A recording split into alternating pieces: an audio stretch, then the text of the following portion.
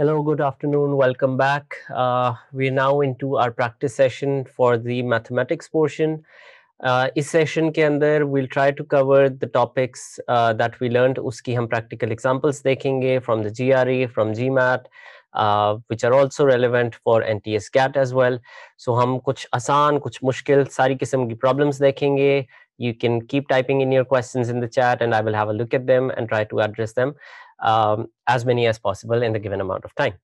ठीक है जी. So this is going to be a random order of questions. कुछ percentages में से होंगे, कुछ work problems में से होंगे, कुछ हो सकता है बीच में data sufficiency का भी आ जाए. So it's going to be a mix of all topics.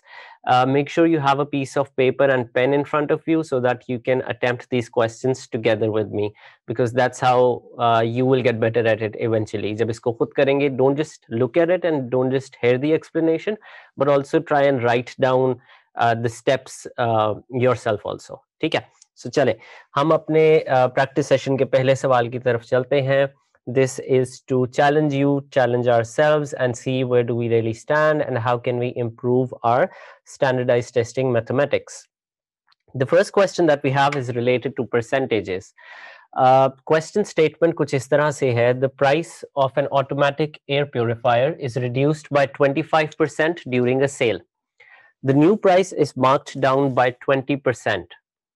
The two reductions together are equivalent to a single reduction of what percentage? ठीक है जी. So, बोर्ड पे आते हैं. हमें ये बताया गया है, सिचुएशन कुछ इस तरह से है, दो किस्म की सेल लगी है. सबसे पहले तो ये कि 25% हर चीज हमें सस्ती मिल रही है. ठीक है. So 25% का हमारे पास एक इनिशियल डिस्काउंट है. But when we go to buy the air purifier, we found out that okay, there is a good news. हम एक और डिस्काउंट आपको दे रहे हैं of additional 20%. So अब ये दोनों percentage discounts मिला के what is the total or net saving that a buyer will have who is going to purchase an air purifier? Okay, so आमतौर पे इसका लोगों का पहला जवाब होता है 45%. अच्छा, 25% था, then another 20% मिला के 45% हो गया. अक्सर लोग इसका ये जवाब देते हैं. That is wrong. Percentages cannot be accumulated to give you one final percentage. इसको इस तरह से नहीं करते. You do not add percentages together and say this is the net result or the net percentage discount or net percentage saving. But then how do we do it? If you remember when we saw the topic of percentages yesterday, हमने एक type 4 to be precise cover की थी, जिसके अंदर हमने कहा था you can assume a quantity to be 100 in some cases. Now this is an ideal example. This is an ideal example. Why? Because हम अगर assume कर लें कि हमारे air purifier की actual price without any sort of discount 100 है, ये इसकी original price मैंने assume कर ली. ठीक है. So पहली दफा जब मुझे इसके ऊपर 25% का डिस्काउंट मिला, तो 25% मैं इसमें से कम कर दूंगा. आप वो फॉर्मूला भी लगा सकते हैं, new value is equal to old value minus percentage decrease into old value. So वो फॉर्मूला लगा लें, या 100 में से है तो इट्स वेरी सिंपल, 25% का डिस्काउंट है तो the new price will be 75. Now this is the price that they're selling the air purifier at, but we found out that then there was an additional discount. मजीद 20% का discount मिल रहा था. So हम कहते हैं कि इस प्राइस को जो 75 आ चुकी है, इसको दोबारा से 20% कम कर देते हैं. So 20% कम करने के लिए again you either use the formula कि आप 20% of 75 निकालें और 75 में से उसको माइनस कर दें, या दूसरा तरीका होता है, आपको पता है आपने 20% डिस्काउंट देना है तो आप 0.8 से मल्टीप्लाई करते हैं. In either case you will get to 60. Now this is the final price that you as a customer have to pay when you're going to buy the air purifier. So 100 का originally था, 60 का आपको पड़ा after these two discounts. So अब हम इन दो prices का फर्क देखते हैं. एक चीज 100 की मिलनी चाहिए थी, 60 की मिली. कितना परसेंटेज डिस्काउंट है? 100 minus 60, 40. That's the advantage of assuming 100 to be the total quantity, because then you don't have to worry about whether my answer is in percentage or not, because percentage भी 100 में से निकलती है, assume भी total quantity 100 कर ली. So I can say that this is a net reduction of 40%. ठीक है। सो जो लोग 45 कह रहे थे वो अब उनको समझ आ गई होगी। If you work through the problem you find out कि जो बेसिकली सेकंड टाइम डिस्काउंट लग रहा होता है ना, वो टोटल 100 पे या टोटल प्राइस पे नहीं लग रहा होता, वो फिर जो ऑलरेडी रिड्यूस्ड प्राइस होती है उसके ऊपर लग रहा होता है। सो जो ऑलरेडी रिड्यूस्ड प्राइस है उसके ऊपर अगर मैं 20% लूंगा तो उसकी छोटी वैल्यू होगी एज कम्पेयर टू अगर मैं 20% 100 पे लेता। सो इसलिए 45 से कम आता है answer, and your answer turns out to be 40%। ठीक हो गया, चलिए, excellent. So example number 1 is done, and I will just mark this area separately ताकि हम अगली एग्जाम्पल में कंफ्यूज ना हो। Second example, Mr. A working alone can complete a task in 5 hours. ये हमने टॉपिक अभी कवर किया है कुछ देर पहले। So स्लाइड्स पे अगर आप सवाल पढ़ें, Mr. A working alone can complete the task in 5 hours. Mr. A and B working together can complete the task in in 2 hours. How long will B take to complete the task alone? Simple. So इसका सवाल भी आया था कि इस formula को कैसे use करते हैं, ये एक्चुअल क्वेश्चन है। सो आपने अलोन निकालना है। अगर हम बोर्ड पे आके देखें, अलोन टाइम निकालने का हमने फॉर्मूला देखा था, प्रोडक्ट ओवर डिफरेंस। सही है। सो प्रोडक्ट हमारे पास इस केस में आ जाता है 5 और 2 आई थिंक वैल्यूज थी, yes. So 5 was the individual time for person A and 2 was the combined time. मैंने उनका प्रोडक्ट ले लिया and I divided by their difference. So 10/3 is the amount of time that person B working alone will take. ठीक है। So simply मैंने product over difference कर दिया। Pen ना भी होता, बोर्ड ना भी होता, आपके पास भी पेपर ना भी हो, तो this is the kind of question that you can solve mentally in your head and you don't need to spend a lot of time on this also. Let's move on. Okay, this is one difficult question. This has been rated the highest level of difficulty. So फिर भी मैंने इसके लिए suggested time सिर्फ 60 seconds लिखा है, लेकिन of course in the explanation we will be spending much more than that. Read the question first properly, and then I will help you navigate through this one. So the average of 100 consecutive odd numbers is 350. You have to find the minimum number in the sequence. ठीक है? So let's come back to the board. मुझे ये पता है सबसे पहले कि ये सवाल है जी एवरेजेस का। ओके, अब सेकंड इंफॉर्मेशन मुझे ये पता है कि 100 नंबर्स हैं। सो लेट्स से, ऑब्वियसली मैं 100 डैशेस तो नहीं लगाऊंगा, बट लेट्स से कि I have these 100 dashes over here. अब मुझे इनका मीन पता है, मुझे इनकी एवरेज पता है। सो ना मुझे अभी फर्स्ट टर्म पता है, ना मुझे लास्ट टर्म पता है, लेकिन मुझे एवरेज पता है। तो can I say, because we saw earlier a couple of minutes ago actually in the previous session, that average is also the middle term. So can I say that the middle term is 350? Because this is the mean, so yes, I can say that middle term 350 है। अब second चीज, is 350 a part of the sequence itself? No. Why? Because question statement अगर आप दोबारा पढ़ें slide पे आके, question statement क्या कहती है? The average of 100 consecutive odd integers. Odd integers का sequence है। 350 is not odd, so this is not part of the sequence. This is the middle term of the sequence. तो इसका naturally मतलब है कि इससे बिल्कुल पिछली टर्म 349 होगी और बिल्कुल अगली टर्म 351 होगी। So 349 and 351, yes, these are part of the sequence. अच्छा, what can I do next? मेरे पास इंफॉर्मेशन थी एवरेज की, मैंने लिख दिया 350 है। मुझे पता था 100 नंबर्स हैं, मैंने लेट्स सपोज 100 डैशेस ड्रॉ कर दिए। 350 की हेल्प से मैंने उसका बिल्कुल पिछला नंबर निकाल लिया 349, बिल्कुल अगला नंबर निकाल लिया 351। सो अब what I need to find is this first number. What I can do is कि मैं इस पार्ट को ब्रेक कर लेता हूं सेपरेटली।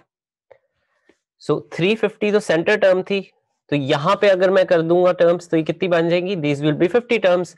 और राइट साइड पे जो डब्बा बनेगा इसमें भी there will be 50 terms.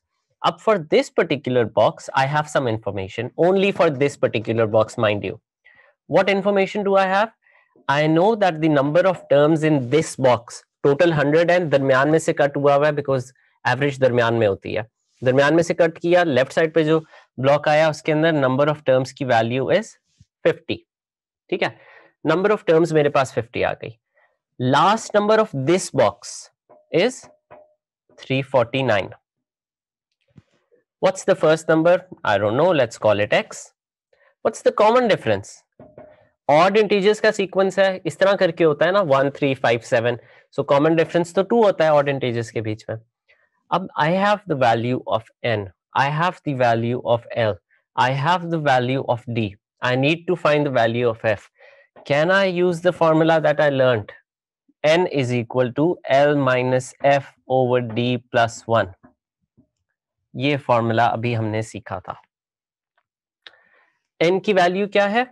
50 for this particular box only. Last number 349 minus first number x divided by common difference 2 और यहां पे आके प्लस 1. सो इस 1 को मैं इधर माइनस कर दूंगा, ये 49 बन गया. 349 माइनस x ओवर 2, इसको 2 से मल्टीप्लाई करूंगा, 98 बनता है, माइनस करूंगा, I think it turns out to be 251 और 249. You can check. ठीक है, so what did I do? I used the knowledge that I gained from the topic of averages to find one of the most difficult questions that you can see on the GRE or GMAT. ठीक है, इसको solve करने के multiple तरीके हैं.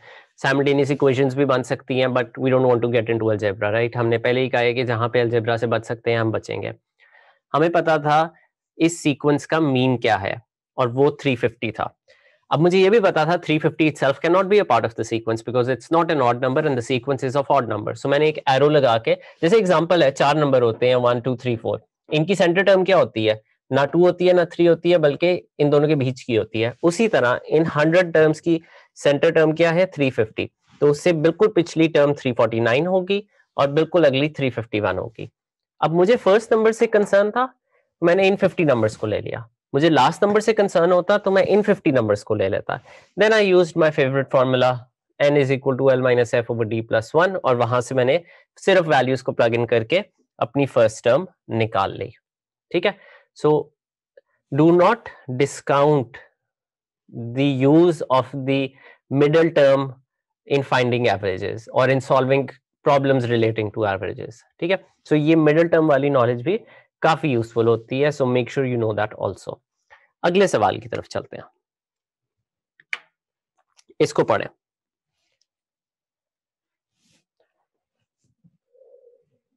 A works twice as fast as B and thrice as fast as C.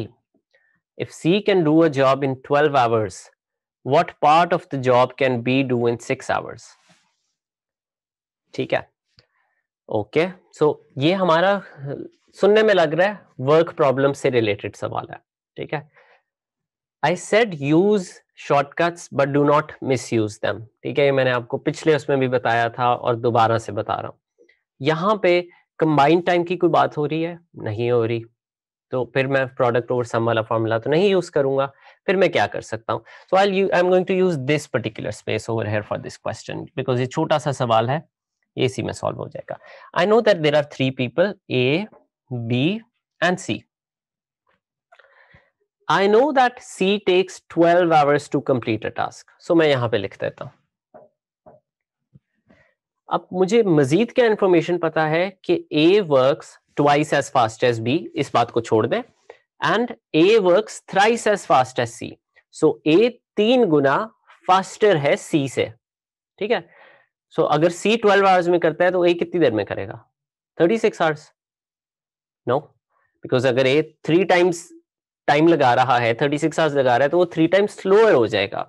If you want to say that A is 3 times faster, तो उसका time जो चाहिए है उसे, वो that will be 3 times less. So जो टास्क C 12 आवर्स में कर रहा है, A उसे 3 टाइम्स फास्टर है, तो वो 3 टाइम्स जल्दी करेगा. सो 12 divided by 3 4. A will do that in 4 hours.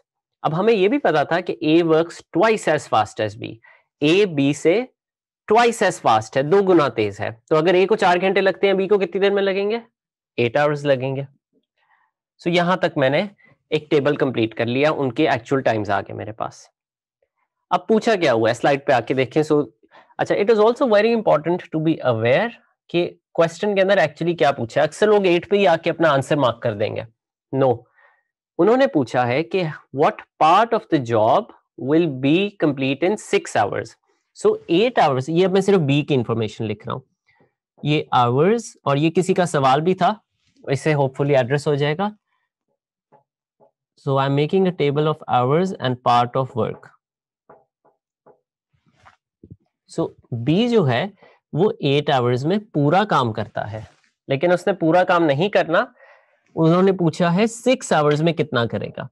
Simply cross multiply, 6 is equal to 8x, x की वैल्यू आ जाएगी 3/4, या अगर परसेंटेज में पूछा है तो you can also say 75%. So that's how simple this question was. Do not let formulas or shortcuts misguide you where they are not required. At times आप इसको simple cross multiplication से थोड़ी सी logic use करके भी solve कर सकते हैं. Again, जैसे जैसे practice करेंगे कि intuition develop हो जाएगी and that will help you solve such questions. अभी अगले सवाल पे चलते हैं. इसको गौर से पढ़ें and I would want you to take maybe 1 minute to read it and I won't disturb you for this minute so that अगर बहुत सारी वर्किंग भी करनी है तो करके इसका आंसर निकालने की कोशिश करें.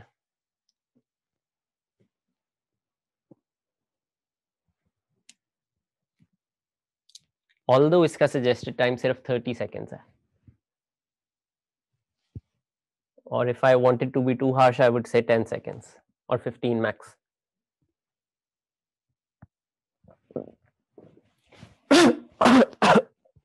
Excuse me.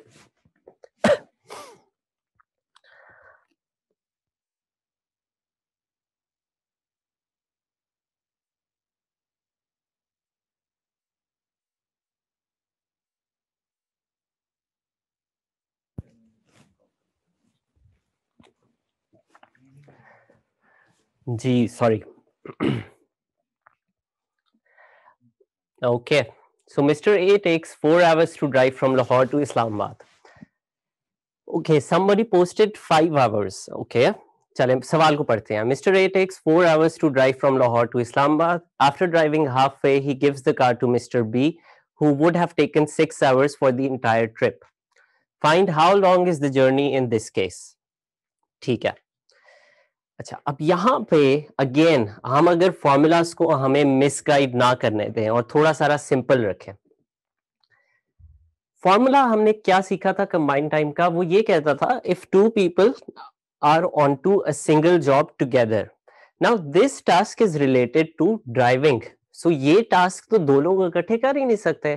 ठीक है, it doesn't make sense. It is only sensical that only one person can drive at a time, of course. So यहाँ पे भी product over sum will not make any sense because this is a situation in which two people cannot work together. So फिर कैसे solve करें इसको? Mr. A takes 4 hours to drive from Lahore to Islamabad. After driving halfway, he gives the car to Mr. B.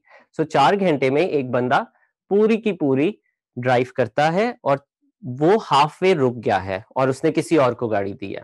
So half way रुका है तो कितनी देर चला चुका होगा गाड़ी? 2 hours, राइट. सो अगर हम एज्यूम करेंगे वो 4 hours में कंप्लीट करता है कांस्टेंट रेट पे जाते हुए, तो हाफ वे में 2 hours हो चुके होंगे. सो 2 hours लग गए मिस्टर ए को. अब मिस्टर बी आ गया. Mister B usually takes how much? 6 hours for the entire trip. So mister B only had to drive halfway. So 6 के बजाय मिस्टर बी को कितना टाइम लगेगा? 3 hours. ठीक है, बिकॉज उसको हम टाइम को हाफ कर देंगे. सो 3 hours बी ने लिए, 2 hours ए ने लिए, दैट कंबाइंस टू 5. ठीक है, चलें. Yes, that's the correct answer, like most of you are posting. That's good to see that most of you posted the correct answer, because this is one trap that examiners really want you to fall into, and I'm very pleased to see that you're not falling into this trap. So good job done. अच्छा जी, अगला सवाल. During a sale, the price of a book decreased by 10% and sold for rupees 350. During a sale, the price of a book decreased by 10% and sold for rupees 350. Find its original price. So आपके पास अगर हम अपने percentages वाले topic को review करें, हम ये कौन सी टाइप होगी? हमने टाइप 3 में कवर किया था न्यू वैल्यू और ओल्ड वैल्यू. सो देखते हैं बोर्ड पे अभी इसको कि किस तरह से सॉल्व किया जा सकता है. चलें बोर्ड पे आते हैं. Okay,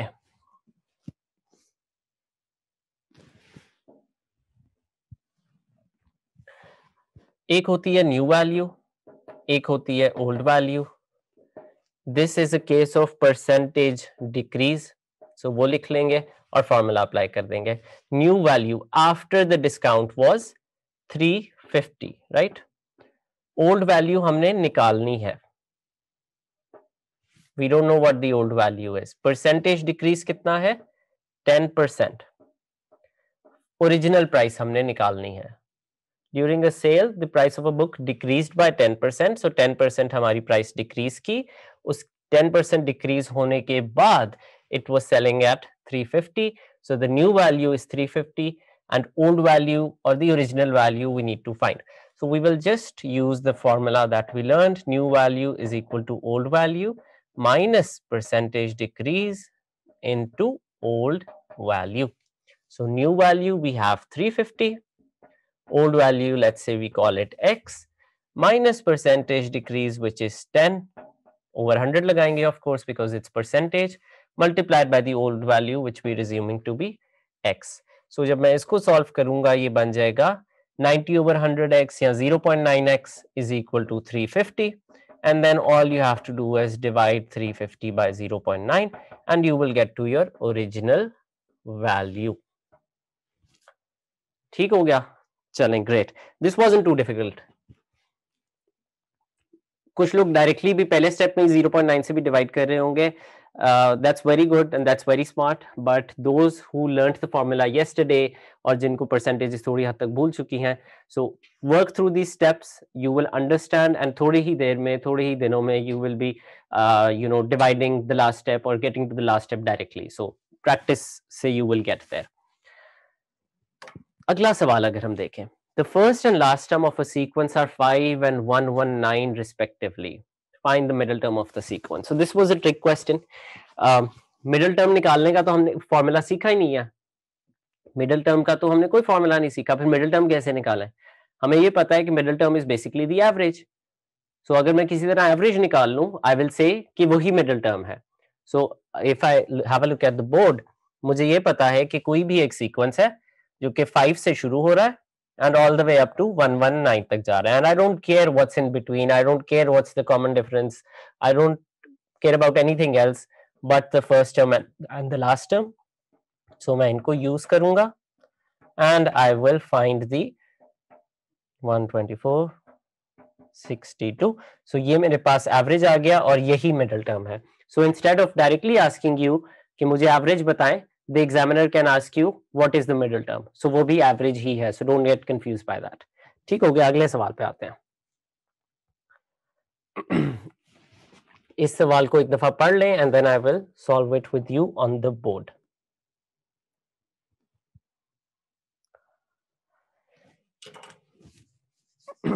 The essay scores for a class of 30 students vary from 2 to 6. Find the minimum and maximum possible average. ठीक है, ओके. चलें बोर्ड पे आते हैं. Hope it's visible. 2 से लेके 6 तक रेंज कर रहा है. ठीक है, ओके. सो 2 पहली टर्म होगी और 6 लास्ट टर्म होगी. This is not a sequence, ठीक है, बिकॉज कॉमन डिफरेंस नहीं है. But what I know is there is at least one student who got a score of 2 and there is at least one student who got a score of 6. Nobody got a score greater than 6 and nobody got a score less than 2. अब मैंने अगर, और मुझे ये पता है कि n की वैल्यू 30 है, तो अगर मैं एक 2 लॉक कर देता हूं, एक 6 लॉक कर देता हूं, तो पीछे रह गए 28. अब वो 28 को मैंने क्या देना है, that's up to me without violating the conditions of the question. ठीक है. सो अगर मैं मैक्सिमम एवरेज निकालना चाहता हूं, I would want to keep the sum maximum. So मैं कहूंगा अच्छा पहले का 2 है और बाकी सारों का 6 है. सो पहले को मैंने 2 दे दिया, बाकी 29 लोगों को मैं 6 स्कोर दे दूंगा.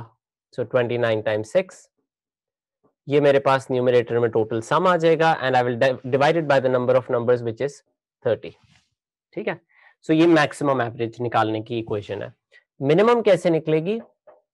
मिनिमम ऐसे निकलेगी, I will say that the first person got a score of 2, the last person got a score of 6 and all those in between also got a score of 2. तो 29 लोगों का स्कोर हो गया 2 और एक बंदे का स्कोर हो गया 6. So 29 times 2 प्लस एक बंदे का 6 है divided by 30. This is how you can find the minimum average. ठीक है, चले ग्रेट. अगले सवाल पे चलते हैं. उतनी देर my team can help us clear the board और फिर हम आते हैं दोबारा से बोर्ड पे और इनको प्रैक्टिस करते हैं. But for now I want you to have a look at this question and see के इसको अगर ये रेशियो टॉपिक में से है तो हम इसको किस तरह से सॉल्व कर सकते हैं. So read through the question first and 2 minute लेके इसको सॉल्व करने की कोशिश करें.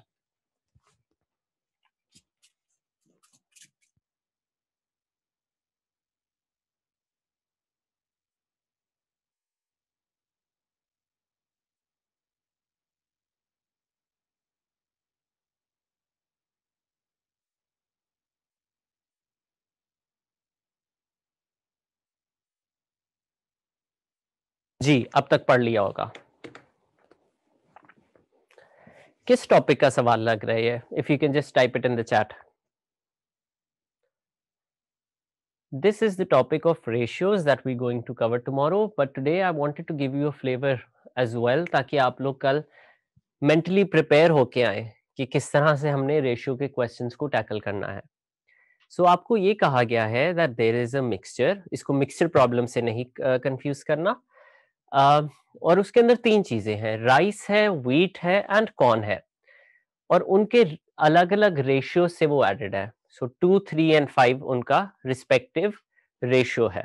सो 2 पार्ट्स राइस है, 3 पार्ट्स व्हीट है एंड 5 पार्ट्स कॉर्न है. अब वो कह रहे हैं कि ये तो चले उसका फिक्स्ड पोर्शन है जो आमतौर पे हर मिक्सचर में होता है, but if there is a certain bag, कोई एक स्पेसिफिक बैग है, उसके अंदर राइस की अमाउंट या राइस की क्वांटिटी 3 पाउंड्स है, तो कॉर्न की कितनी होगी गिवन दैट ऊपर वाला रेशियो फॉलो होता है. सो इस तरह के सवालों में what I always recommend is that you add x wherever you see ratios, और इसको हम कल डिटेल में भी डिस्कस करेंगे. सो 2, 3 एंड 5 के बजाय आप एक पीस ऑफ पेपर पे लिख लें 2x, 3x एंड 5x. अब ये व्हाट वी डिड वाज हमने रेशियो से उसको कन्वर्ट कर दिया एक्चुअल क्वांटिटी पे. सो हम कह रहे हैं 2x अमाउंट ऑफ राइस होता है, 3x अमाउंट ऑफ व्हीट होता है and 5x amount of corn होता है. सो अब अगर हम अपनी इक्वेशन पे वापस आए, क्वेश्चन पे वापस आए, उन्होंने कहा इन अ पर्टिकुलर केस राइस की हमारे पास वैल्यू है 3. ठीक है, तो 3 अगर हमारे पास राइस की एक्चुअल वैल्यू है और इन टर्म्स ऑफ एक्स हमने उसको 2x कहा हुआ है, तो we will say 2x is equal to 3 और वहां से हम x की वैल्यू निकाल लेंगे. सही है. So again I will repeat, जब रेशियो का सवाल देखें आप x लगा दें साथ. सो हमने 2, 3, 5 को 2x, 3x, 5x बना दिया और फिर हमें ये पता चल गया राइस 2x है. अब इस पर्टिकुलर केस में हमें राइस की एक्चुअल क्वांटिटी भी गिवन थी. सो हमने उस एक्चुअल क्वांटिटी को 2x के इक्वल रखा. 2x इज इक्वल टू 3 आ गया, x की वैल्यू आ गई 1.5, 3 डिवाइडेड बाय 2 करके. अब आगे क्या करेंगे, हमने कॉर्न की निकालनी है, और corn in terms of x क्या आ रहा है हमारे पास, 5 आ रहा है, 5x आ रहा है. सो x की वैल्यू हमने निकाल ली है. Now we are in a very very powerful position because हमारे पास x आ गया, तो हम अब कुछ भी सवाल में पूछा हो we can easily find it. So हम 5x में x की वैल्यू प्लग इन कर देंगे 1.5 और हमारे पास आंसर आ जाएगा 5 into 1.5 which is 7.5. So in this particular case we have 7.5 pounds of corn and this will be our answer for this particular question. I hope it's clear. ठीक है, चलें आगे चलते हैं. ओके, इंटरेस्टिंग सवाल, इसको भी पढ़ लें फिर बोर्ड पे करते हैं.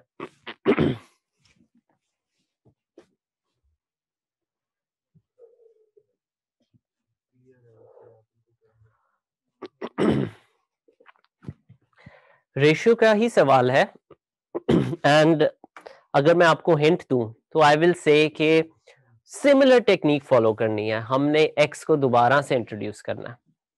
सो we have to write down x again, but ये थोड़ा सा ज्यादा कॉम्प्लिकेटेड है. व्हाई? बिकॉज इसके अंदर रेशियो चेंज हो रहा है. So what does the question statement say, Ali bought blue and red marbles in the ratio 1:2. The shopkeeper gave him 2 blue marbles free of cost, making the ratio of blue to red 3:4. Find the number of red marbles originally bought. So अगर आप slide को ही देखते हैं और कोशिश करें इसको solve करें, दो किस्म के मार्बल्स हैं हमारे पास, ब्लू और red. So blue marbles and red marbles. ठीक हो गया. अब ओरिजिनली उसका रेशियो क्या होना चाहिए था? 1:2. मैंने अभी आपको कहा जहां पे रेशियो देखे वहां पे x लगा दें. 1x और 2x हो गया. अब हुआ क्या है, क्वेश्चन के अंदर गिवन था the shopkeeper gave him 2 blue marbles free of cost. So blue आने चाहिए थे x, लेकिन कितने आ गए? x + 2. और रेड हमारे पास 2x ही आए. ठीक है. So this is the actual amount of blue marbles received and this is the actual amount of red marbles received. और अब उन्होंने कहा है ब्लू और रेड का रेशियो बन चुका है. So ratio is basically division. Blue and red का रेशियो बन चुका है 3/4 after this change, 2 blue extra आने से. सो ब्लू हमारे पास है x + 2, रेड हमारे पास है 2x इज इक्वल टू 3/4. अब अगर हम क्रॉस मल्टीप्लाई करें, ये हो जाएगा 4x + 8 is equal to 6x. 4x को उधर सब्ट्रैक्ट करें, 2x is equal to 8 and x is equal to 4. ठीक हो गया. अब x हमारे पास आ गया है. Again we are in a very powerful position. Question में उसने पूछा क्या था? Find the number of red marbles originally bought. x आ गया है और उसने रेड की ओरिजिनल पूछा है. रेड की ओरिजिनल हमने यहाँ पे निकाले हुए हैं, दिस वन. ये 2x था. सो 2x है तो 2 into 4 8. So number of red marbles originally bought was 8. So हम सीख क्या रहे हैं इन एग्जांपल्स के थ्रू? हम सीख ये रहे हैं कि whenever you see a ratio question and if it's of the nature जो हमने पिछली एग्जांपल में देखी और this type where there is a change of ratio, what you can do is you can step outside your comfort zone. You can do an easier method, which is to introduce these variables. x डाल दें, y डाल दें. I know मैंने कहा था algebra को हमने avoid करना है as much as possible, but this is making your life much more easier. और हम algebraic equation में नहीं जा रहे, ठीक है, लंबी चौड़ी equation में नहीं जा रहे, एक छोटी सी तो of course बनती है. So जब आप x लगा देते हैं, what you essentially do is you convert a ratio to an actual quantity. So बजाय इसके मैं कहता उसका ratio 1:2 है, मैं कहना शुरू हो गया उसकी एक्चुअल क्वांटिटी x है और रेड की 2x है. फिर कुछ चेंज हो गया, मैंने x की टर्म्स में चेंज कर दिया, नए रेशियो जो दिया था उसकी इक्वल सेट किया, x की वैल्यू निकाल ली एंड देन जो कुछ भी रिक्वायर्ड था I am able to find that very very easily. Next slide पे चलते हैं. What is 20% of 15% of 200? सही है. सो ये हम क्विकली करेंगे बिकॉज ये हमारी रिलेटेड है through type 1 of percentages which was talking about definition. So हमने सिर्फ मैथ टू इंग्लिश ट्रांसलेशन करनी है. What is 20%? व्हाट इज को हम क्या कहते थे? Is equal to 20%. So slide अगर आप दिखा दें पार्टिसिपेंट्स को ताकि वो एक दफा सवाल भी देख सके. What is 20% of? What is 20% of? Of के लिए मल्टीप्लाई करेंगे 15% दोबारा से डिवाइड बाय 100. ऑफ फिर से आ गया, 3 भी आ जाते हैं, जीआरई के अंदर बहुत कॉमन है. सो व्हाट की जगह x, इज की जगह इज इक्वल टू 20%, परसेंट की जगह डिवाइड बाय 100, ऑफ की जगह मल्टीप्लाई 15%, फिर से डिवाइड बाय 100, फिर से ऑफ है, ऑफ 200. सो ये एक लंबी इक्वेशन बनती है जिसके अंदर ज्यादातर चीजें तो आप देखेंगे कैंसिल आउट हो जाती हैं. सही है. सो 2 into 15 30/10 आपके पास आ जाता है. 2 into 15 into 2 भी है. सही है. सो 2 into 15 is 30, 30 into 2 is 60, 60/10 is 6. सो आप सारा कुछ कैंसिल आउट करके जल्दी से you can get to the answer. So what I am trying to demonstrate here is कि if you remember the translation from English to math, your life should be good. ठीक है. ये simple सा सवाल है, इसको तो आप मेंटली कर लेंगे, मुझे बोर्ड पे कराना भी नहीं पड़ेगा. 2 pumps A and B, ये एक्चुअल सवाल है और ये वही टैंक क्वेश्चन वाली बात जो मैं आपको पहले समझा रहा था. 2 pumps A and B are needed to pump the water out of a submerged area after heavy raining. Pump A working alone can pump the water out in 10 hours, while both pumps working together can pump the water out in 6 hours. How long will it take for pump B working alone to pump the water out of the submerged area? सोचें.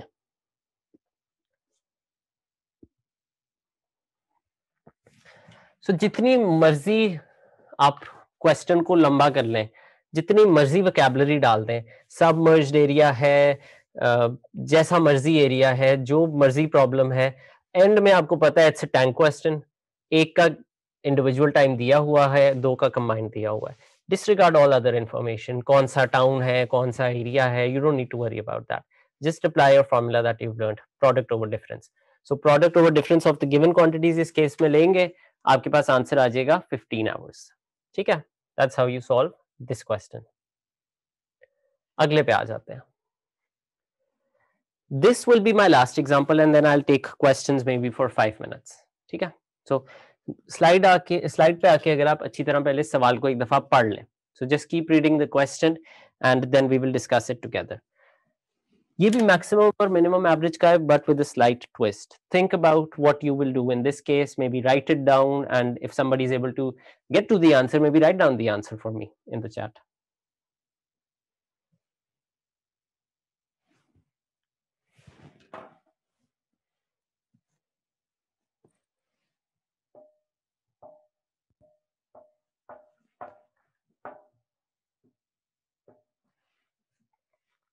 जी, सवाल पढ़ लिया. हमें ये पता है कि there are 25 students, so n की value is 25. Score ranges between 2 and 10. So सबसे कम वाले का 2 होगा, सबसे ज्यादा वाले का 10 होगा, but there is nobody greater than 10 with score greater than 10 and there is nobody with score less than 2. ठीक है, अब इसके अंदर life would have been very simple अगर यहीं पे मेरे से मैक्सिमम और मिनिमम एवरेज पूछ लेते, but they asked something else also. एक कंडीशन और दे दी. वो कंडीशन क्या है, स्लाइड पे आके दोबारा पढ़ें. If exactly 22 of them passed. अब इसके अंदर एक और कंडीशन आ गई है.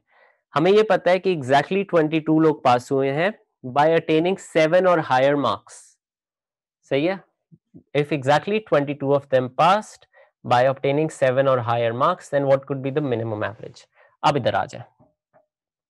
हमें ये तो पता है हमने मिनिमम एवरेज निकालनी. जो जो हमारे पास स्कोर्स अवेलेबल हैं, जिन जो हमें पता है फॉर श्योर इधर रहने हैं, उनको मैं पहले लिख देता हूं ताकि हम सिंप्लीफाई करते जाएं प्रॉब्लम को. सो 2 तो इधर रहेगा, 10 भी इधर रहेगा. पीछे कितने लोग रह गए, 23. अब मुझे पता है कि 22 लोगों ने पास होना है. ये वाला ऑलरेडी पास हो चुका है. Why? Because passing marks are 7. तो मैंने एक अगर पास हो चुका है, टोटल 22 ने पास होना था. कितने और लोगों को पास करवाना है मैंने? 21 more people have to pass to satisfy the condition given in the question. So उन 21 लोगों को मैंने पास भी करवाना है, लेकिन मेरा पर्पस मिनिमम एवरेज है, तो मैंने उनका स्कोर कम से कम भी रखना है. So what is the minimum score that somebody can get and still pass? वो 7 है. वो क्वेश्चन के अंदर ही बताया है कि पासिंग मार्क्स 7 है. So I will say कि बाकी जो 21 लोग पास हुए हैं उनका स्कोर 7 है. अब अगर आप देखें 21 लोगों को मैंने 7 मार्क्स से पास कर दिया, एक को तो 10 देना ही देना था बिकॉज वो रेंज थी. 22 लोग हो गए, एक रह गया था उसको 23. अभी भी 2 लोग रहते हैं और वो फेल हुए हैं बिकॉज 22 तो पास हो गए. तो अब उनको भी मिनिमम स्कोर देना है. उनको क्या दूं, 0 दूं? नो, बिकॉज मिनिमम स्कोर 2 है, तो उनको भी मैं 2 दे देता हूं. So I say that the other 2 people also have a score of 2. इसका भी 2 है, इसका भी 2 है, and then I divide it by the number of terms which is 25. So अब आपने सिंपली क्या करना है, 2 और 10 को ऐड करें, 21 और 7 जो भी आता है उसको इसमें ऐड, ऊपर वाले न्यूमरेटर को सिंपल एडिशन करके डिवाइड बाय 25 करें and you will get to your minimum average. इसके अंदर सवाल में मिनिमम पूछा हुआ था, but you can also try and work out maximum average as well. इसके बारे में भी सोचिएगा कैसे कर सकते हैं. For now, since we're only in the last 5 minutes, I would like to take your questions. And my team has been sending me questions that you asked in the chat, and I will just read them out and see हम किस किस को address कर सकते हैं. Okay जी. अच्छा, सबसे पहला यही आया, please repeat last question. So I think I will start with this question again. एक दफा क्वेश्चन स्टेटमेंट अगर आप दोबारा से दिखा दें स्लाइड पे, ताकि मैं ये वाली एग्जांपल फिर से एक्सप्लेन कर दूं. Among 25 students, their math score ranges from 2 to 10. अगर मैं इसी स्टेटमेंट को समझाऊं, math score ranges from 2 to 10 का क्या मतलब है कि 25 लोगों में से जिसका सबसे कम स्कोर आया है, सबसे कम score, that is 2. There is at least one person who has a score of 2 and there is nobody who has a score of less than 2. Similarly, there is at least one person who has a score of 10. So maximum जो score आया है वो 10 है and nobody has a score greater than 10. ठीक है, सो 2 से लेके 10 तक मैंने ये वाली बात समझ ली. अगली कंडीशन क्या है? अगली कंडीशन ये है, if exactly 22 students passed by attaining 7 और हायर मार्क्स. अब अगर हम बोर्ड पे आके देखें, जो मैंने यहाँ पे वर्किंग की थी, मुझे ये पता था कि अगर मैंने 2 और 10 लिख दिया है, ये 10 वाला तो पास हो चुका है ना, बिकॉज पासिंग मार्क्स 7 है. 22 क्वेश्चन के हिसाब से पास हुए हैं. सो एक ये पास हो गए. कितने रह गए? 22 में से एक निकल गया तो 21 रह गए who also passed. Who also passed, but since I am finding the minimum average, I want to keep their score as low as possible. तो कम से कम क्या मार्क्स हैं जिसपे पास हो जाए, या पासिंग मार्क्स क्या है? कम से कम 7 है. सो मैंने कहा कि मैं अज्यूम करता हूं 21 लोगों के मार्क्स आए हैं 7, बिकॉज मेरा ऑब्जेक्टिव मिनिमम एवरेज है. 2 भी आ गया, 10 भी आ गया.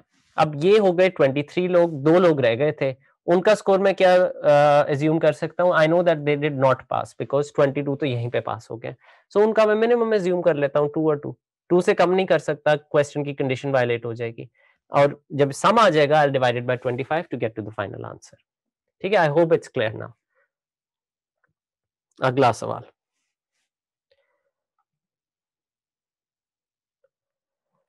Okay, can you please explain 15% of 20% of 30% like questions? Sure. So I think some of you might have actually missed yesterday's session, so मैं क्विक उसका रिकॉल भी दे देता हूँ. और बाकी इसी से रिलेटेड 3 सवाल भी आए हुए हैं, सो आई थिंक वो तीनों सवाल इसी से एड्रेस हो जाएंगे and then we can close. So कल हमने ये बात की थी कि English to math translation is very important in percentages. This might sound childish for some people. That's what I said yesterday as well, but it can help you fix your basics for percentages if they are not right already. So जहां पे आप what पढ़ा करें, उसको आप किसी unknown variable से replace कर दें, फॉर एग्जांपल x. ठीक है. जहां पे आप is पढ़ें, उसको is equal to से रिप्लेस कर दें. जहां पे आप ऑफ पढ़ें, उसको मल्टीप्लाई से रिप्लेस कर दें. जहां पे आप परसेंटेज पढ़ें, या चलें परसेंटेज वर्ड्स में लिखा होगा, उसको पढ़ें, उसको आप डिवाइडेड बाय 100 कर दें. सही है. सो उसको आपने डिवाइडेड बाय 100 कर देना. ठीक है. अब अगर क्वेश्चन है what is 10% of 30% of 250. So simple यहां से फॉलो करें. व्हाट की जगह x आया, इज की जगह इज इक्वल टू आया, 10%, सो 10 over 100, ऑफ की जगह मल्टीप्लाई, 30% ऑफ. सो मैं सिर्फ इसको इससे रिप्लेस कर रहा हूँ. ऑफ जहां आ रहा है मल्टीप्लाई इंटू 250. ठीक है.